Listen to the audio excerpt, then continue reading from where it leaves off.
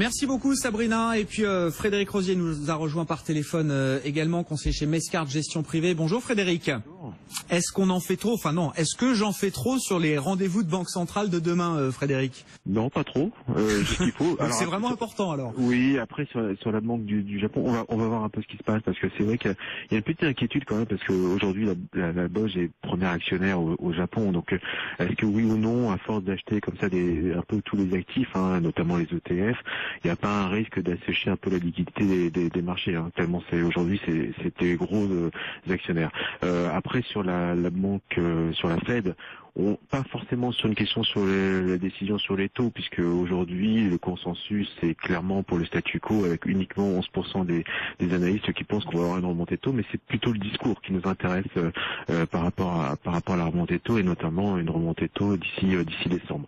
Donc oui, on n'en fait pas trop puisque c'est une question primordiale et pas forcément bien pricée par le marché. Bon, et quand on regarde ce qui fonctionne aujourd'hui en bourse, à Paris notamment, on a plutôt l'impression de voir des secteurs défensifs là sur le devant de la scène, du Danone, de l'immobilier, du Vivendi, du Publicis, du Essilor. Est-ce qu'il faut chercher une explication particulière ou c'est une simple rotation comme ça avant ces rendez-vous importants? C'est une rotation sectorielle avec le secteur bancaire était un petit peu à la traîne depuis notamment vendredi et l'effet négatif de Deutsche Bank. Oui, il y a une forme de rotation sectorielle. On a quand même le secteur de l'énergie qui souffre un peu puisqu'on a eu un fort rebond du pétrole dans la journée d'hier qui s'est quand même rapidement calmé et on le voit le WTI et le Brent assez mal orienté aujourd'hui. Donc voilà, c'est en train de se dégonfler. Ouais. Donc le secteur de l'énergie pèse un peu sur le marché. Effectivement, alors, ressources de base, pétrole aujourd'hui, tout ça recule. ArcelorMittal cède 2,5%, Total cède 0,2%, Technip cède un peu plus de 1% et les marchés européens qui alors poursuivent sur la tendance d'hier, à l'exception de quelques marchés, il faut le noter, notamment la bourse de Milan qui recule de plus d'1% cet après-midi. Le CAC progresse de 0,36%, 4410 points. Voilà pour les informations clés des marchés cet après-midi. On va en venir tout. BFM Business, Intégral Bourse, on refait la séance.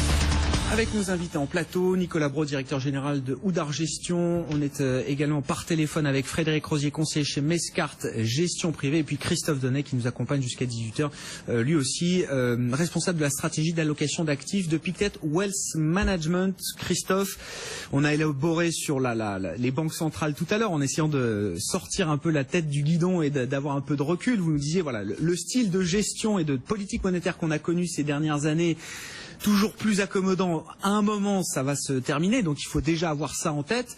Néanmoins, si je vous ramène pour le coup la tête dans le guidon, on a deux réunions demain, celle de la Banque centrale du Japon, celle de la Réserve fédérale américaine. Comment est-ce que vous regardez les enjeux qui sont posés de manière assez immédiate là pour ces banques centrales? Il y a deux réponses. La première, c'est celle de l'immédiateté des banques centrales de demain et des quelques jours qui suivent, et ce qu'on anticipe en tout cas du côté Réserve fédérale, puisque vous me posez la question au début, c'est laquelle est la plus importante à regarder, c'est clairement la Réserve fédérale. D'accord. Qui me paraît la banque centrale leader de toutes les autres. La banque centrale japonaise est intéressante peut-être en tant que laboratoire, avec un impact beaucoup plus local sur l'économie japonaise que l'économie globale et l'économie mondiale.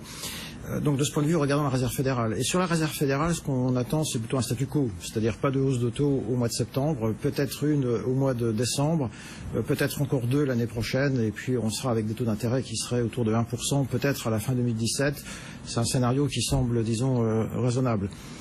Il y a une deuxième façon peut-être de regarder les banques centrales pour essayer de revenir dans l'épure de ce qu'on disait tout à l'heure sur les grandes tendances, les grandes directions. Et on disait deux choses finalement, c'est qu'on a besoin de changer de style de politique monétaire, et en même temps on disait, deuxième chose, on ne sait pas comment faire, on ne sait pas vers quel type de politique monétaire on va. Alors on peut essayer quand même de tracer un chemin un peu intermédiaire entre les deux, probablement pas satisfaisant pour répondre à la question définitive du style de politique monétaire, en disant que les banques centrales pourraient rajouter un outil à la politique monétaire par rapport aux outils qu'elles ont utilisés depuis des décennies. Les trois outils utilisés depuis des décennies, c'est les liquidités, quand il fallait injecter des liquidités pour recréer du crédit dans l'économie. C'est l'arme des taux d'intérêt, bien sûr, et la communication. Il y en a une quatrième qui est en train d'apparaître, en tout cas une quatrième voie, de créer un outil nouveau, c'est le bilan. Considérer que le bilan est un outil, et si on considère que le bilan est un outil, il n'y a plus besoin de se poser la question de la réduction du bilan des banques centrales à terme, puisque ça veut dire que finalement, à partir de maintenant, la taille du bilan actuel et le point de départ pour le futur.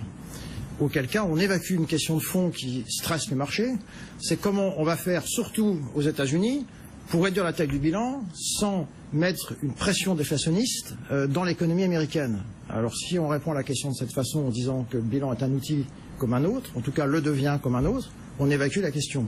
Et on évacue une autre question, c'est qu'à ce moment-là, la Banque Centrale Européenne, au mois de mars, peut à nouveau utiliser le bilan et donc à nouveau, si besoin, prolonger le quantitative easing. C'est ce que vous disiez tout à l'heure, Nicolas. Alors c'est un terme, je ne sais pas comment le traduire, mais le rebasement, voilà, on repart de zéro avec tout ce qu'on a fait derrière, mais on estime que c'est un nouveau point de départ. Alors ce que j'évoquais tout à l'heure, c'était plus sur la guidance d'inflation, l'objectif d'inflation. L'objectif d'inflation conventionnel, c'est 2%.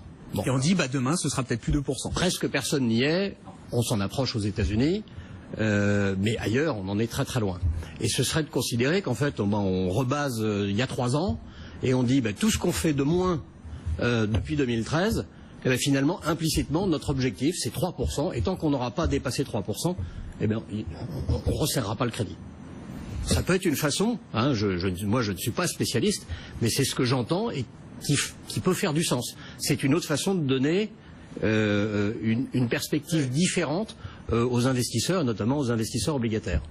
Bon, voilà, pour ces rendez-vous de Banque Centrale qu'on attend demain, je pense qu'on a déjà bien parlé de tout ça, et puis maintenant on va attendre de voir ce qui se dit. Alors, tôt demain matin pour nous au Japon avec la conférence de presse de Kuroda, et puis un peu plus tard dans la soirée, à partir de 20h, la décision de la Fed à 20h heure française, et puis la conférence de presse qu'on suivra sur BFM Business de Janet Yellen à partir de 20h30. Parmi les titres qui ont fait l'actualité récemment, Frédéric Rosier, je me tourne à nouveau vers vous. Bon, on a parlé de Virbac, mais vous nous citiez tout à l'heure Airbus. Qu'est-ce qui vous intéresse et alors, il y a eu évidemment l'idée de cette restructuration et de ce plan d'économie chez Airbus. Comment est-ce que vous regardez cette actualité et ce dossier aujourd'hui? C'est un dossier assez particulier parce que c'est vrai qu'on peut estimer aujourd'hui que les voyants sont en vert, notamment en termes de commandes, mais on voit quand même que la réorganisation du groupe doit être faite de manière suffisamment intelligente quelque part pour pas affecter l'outil de production.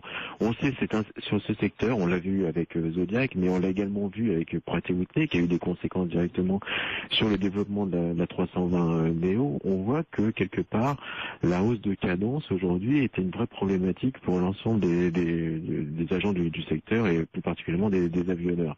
Donc c'est vrai que les résultats en termes de carnet de commandes sur la partie hélicoptère posent des problèmes. Sur la 400, on le sait, il y a des soucis. Sur la 350, il y a des soucis. Sur la 380, il y a des soucis. Donc attention, c'est vrai que ça peut nous sembler aujourd'hui une valorisation attractive au regard justement de ce carnet de commandes, mais il y a plein de problématiques qui se posent pour le groupe et attention, c'est peut-être une histoire qui est en train de, boursièrement parlant en tout cas, qui est peut-être en train de changer de forme. Donc c'est un dossier qu'on prend avec extrêmement de précaution actuellement. Et il y a eu l'âge d'or effectivement de cette industrie aéronautique en bourse, j'entends, avec les prises de commandes qui étaient finalement ce que regardait avant tout le marché. Puis maintenant, il y a quand même le défi industriel, des livraisons, de la montée en cadence des programmes. Vous, ce dossier Airbus, il a plutôt tendance à vous inspirer aujourd'hui, Nicolas Brault. Oui, c'est-à-dire que évidemment la grande période de revalorisation boursière, c'était celle de la dynamique du cycle et donc l'enregistrement des commandes avec 2 avionneurs qui ont fait l'état d'innovation en matière de plateforme. Il faut savoir que chez Airbus, les avions de la gamme actuelle ne changeront pas dans les 10 ou 20 prochaines années. C'est-à-dire que c'est le fruit de 30 années de travail. Donc cette partie-là est derrière, et depuis 2 ans maintenant, le titre est en consolidation. Je ne sais pas si c'est 1 an et demi ou 2 ans. Oui. Et le sujet numéro 1, comme chacun sait, c'est le sujet de l'exécution de ce carnet de commandes. Et ayant rencontré le groupe récemment, je suis plutôt séduit parce que voilà au moins une année que le groupe donne l'impression de ne parler que des sujets à problème. Donc c'est le contraire du déni. Une transparence. Il n'y a rien de pire que le déni, exactement. Donc, les sujets de la 400M, comme l'a dit Frédéric à l'instant, le sujet de la 380 qui ne se vend pas, le sujet de la 350, les problèmes de motorisation de la 320, les problèmes de livraison de toilettes de Zodiac, mais c'est le contraire du traitement qu'on a connu chez Zodiac, qui était, sans faire offense au groupe Zodiac, qui est très respectable, mais qui a traité le sujet des sièges avec désinvolture. Et ben chez Airbus, ça donne une impression inverse. on traite les sujets, on aborde les sujets qui fâchent, et en matière d'exécution, j'ai envie de donner crédit à ce groupe. Il est tenu. Un dossier qui mérite de l'attention.